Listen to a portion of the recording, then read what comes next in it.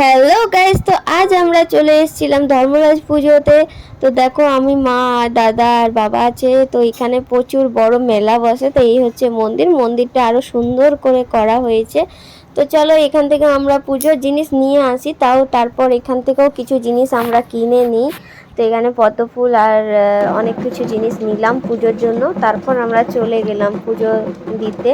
আর এইদিকে দেখো, ভক্তরা লাঠি খেলাতে ব্যস্ত ছিল তখন। তো আমরা এরপর পুজোর জন্য ভেতরে চলে গেছিলাম। ভেতরে পুজো দেওয়ার পর আবার বাইরে এসে এখানে ভক্তদের লাঠি খেলা দেখছিলাম।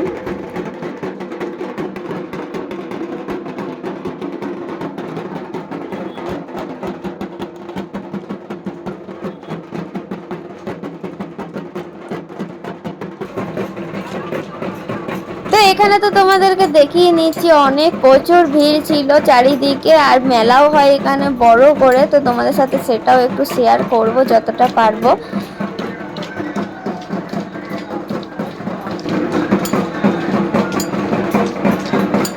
তো তোমাদের সাথে শেয়ার করে নিচ্ছি ভেতরে মন্দিরটা, কিন্তু প্রচুর ভিড় ছিল বলে ঠিক মতন দেখাতে পারিনি। আর এখানে দণ্ডি দেওয়াও হয়, যারা মানসিক করে তারা দণ্ডি দেয়। এখানে দেখবেন ভর আসে ঠাকুরের, তারপর এখান থেকে নিয়ে যাওয়া হয়।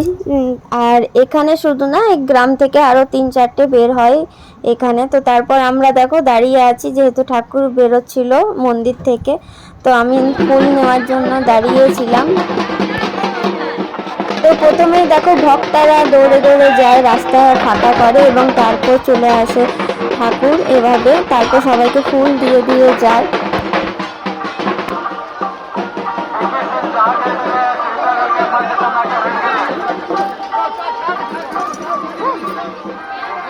পুজো দেওয়ার পর চলে গেলাম মেলার দিকে একটু ঘুরতে। তো দেখো, আমরা মেলার দিকে যাচ্ছি। প্রচুর তো ভিড় ছিল মেলাতে। তো মেলায় গেলাম আর কিছু খাবো না, তা কখনো হয়? তো তারপর আমরা চলে গেলাম একটু ফুচকা চাটের দোকানে। তো সেভাবে যেহেতু নিরামিষ ছিল, তো ফুচকা চাটই খেয়ে নিলাম নিরামিষ হিসেবে। তারপর চলে গেলাম মেলায় কেনাকাটা করার জন্য। তারপর দেখো, মেলায় ঘুরে নিলাম, প্রচুর জিনিস বসেছিল মেলাতে, নানা রকমের জিনিস, কাপ প্লেট তো থাকেই, জানোই তোমরা। তো চলো, দেখা হবে নেক্সট ব্লগে। আজকের মতো এই পর্যন্ত।